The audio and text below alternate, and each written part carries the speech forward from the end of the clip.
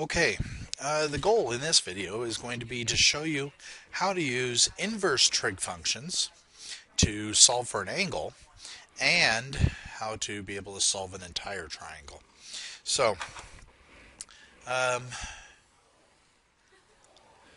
let's say we got a triangle, right triangle, and we don't know this angle, so it's just going to be theta, which again is just like an x.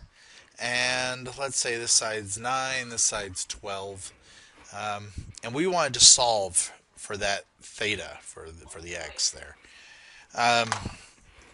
Okay, so first thing we do is we have to label our sides that we have.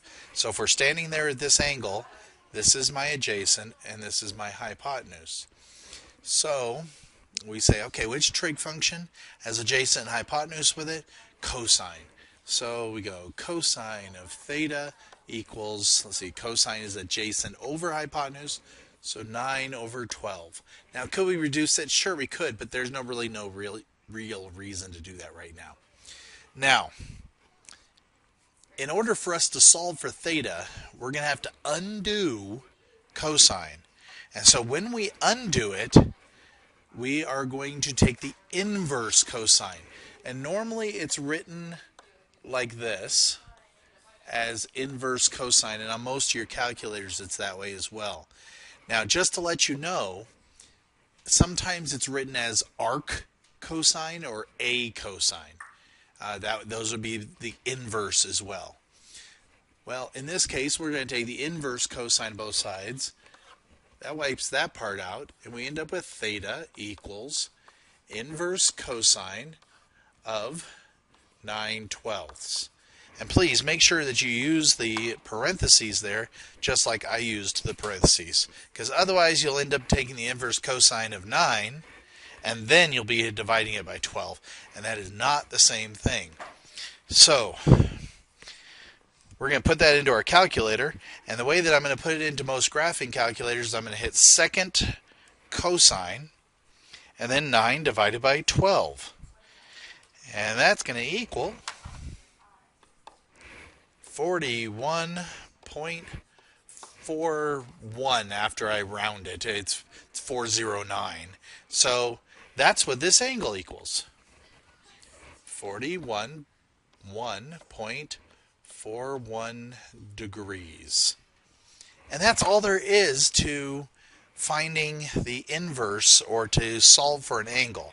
Now, very, very important that you understand this. The only time that we will use an inverse of any trig function is when we are solving for an angle. Once again, the only time we use an inverse trig function is when we are solving for an angle. So, I'm going to solve one more here. Let's give it a little right triangle, and let's go, this is going to be, we'll go another, oh, wow, kind of thinking here. I'm 12, let's do 12, 16, and 20. All right, and then we're going to mark this one up here.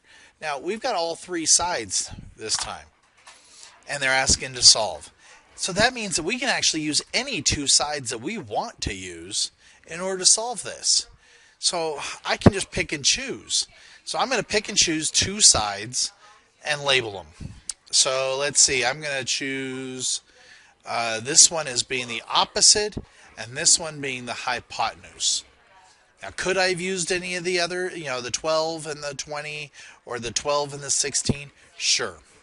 So, I'm going to say, whoops, the sine, because sine is opposite over hypotenuse, the sine of theta equals 16 over 20. And again, in order to get rid of the sine, we're going to take the inverse sine of both sides.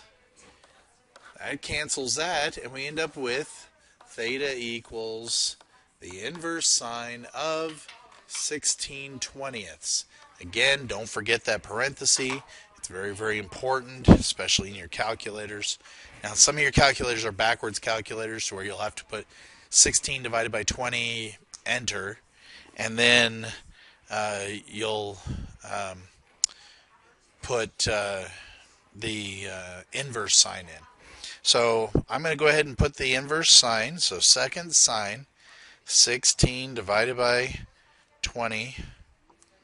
And in this case, I end up with theta equals 53.13. That's all there's to it. So there's three big tools now that we have in order to solve any right triangle. We have the Pythagorean theorem, which most of you know is a squared plus b squared equals c squared. We have the trig functions, and we have the inverse trig functions. So that means if I give you a triangle like this one, and I say, all right, let's see, we'll put 15 and 22 here.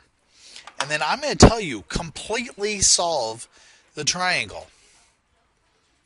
That means that when you finish, you should have all the sides and all the angles.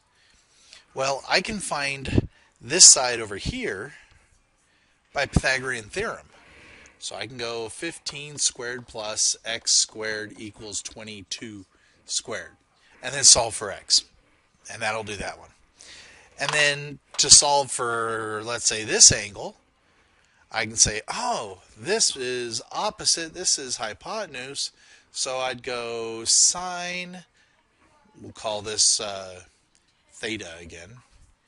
Theta equals 15 over 22. And we already saw how to solve that, and we'd solve that. And then we could actually do another inverse trig for the other angle, or we could say, yeah, we're kind of smart here. If we already know this angle down here, the blue angle, then the other one just has to be 90 degrees plus, 90 degrees minus the blue angle. Because the blue angle and, let's say, the red angle here have to add up to 90 degrees. So if the blue angle is 40 degrees, the red angle is going to be 50. So that's all we really need to do. But if we wanted to, we could use another trig function and do an inverse trig. So if we did that, we'd have adjacent over hypotenuse, and that'd be cosine, and so on and so forth. So that's what it's all about. And at the end, we should have all angles and all sides. But again, the three tools that we've got are Pythagorean theorem, trigonometry, or the trig functions, sine, cosine, tangent, and the inverse trig functions, the inverse sine, inverse cosine, and inverse tangent. And so if you use those three, you can do pretty much whatever you need to on a right triangle. All right, we'll see you in class.